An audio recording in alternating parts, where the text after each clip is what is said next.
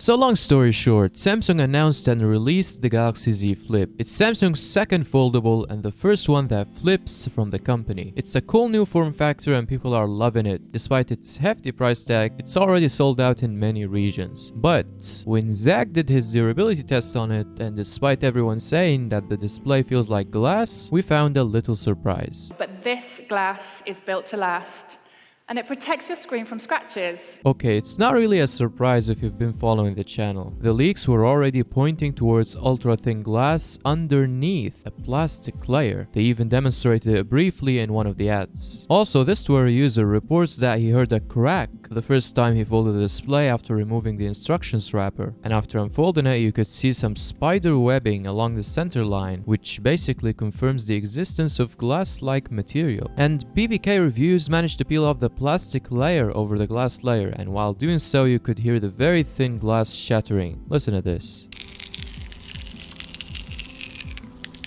So the question now is, why? Why did Samsung put an ultra-thin layer of glass, which would be more scratch resistant than a polymer layer, under a polymer layer? Doesn't that defeat the purpose of having glass? Well, it depends on how you look at it. They probably wanted more protection for the glass layer, and the glass layer in turn should provide even more protection for the OLED panel. Also, the existence of a glass layer instead of going all plastic helps the display look and feel better, which is confirmed by those who tried it. It's not gonna add more scratch resistance to what your fingers actually touch, but it will add protection to the actual display panel, which is why they can get away with a statement like this, and it protects your screen from scratches, without getting sued. It's marketing basically, and it can be pretty misleading. And I would be pretty disappointed if I found that warning about being able to scratch the screen with your fingernail after hearing from the event that there is glass used with the Z Flip. Or even worse, I don't pay much attention and I end up treating it like a glass screen and getting it all scuffed. Samsung will repair your Z Flip screen if it gets damaged due to user error for $119 in the first year. Also, for the first time, Samsung will install a screen protector onto your Z Flip for free in select Samsung locations by Samsung professionals. This wasn't an option with the Galaxy Fold, so maybe there is an improvement here. You'll have a screen protector protecting a polymer layer, protecting an ultra-thin glass layer, protecting the OLED display. Other than this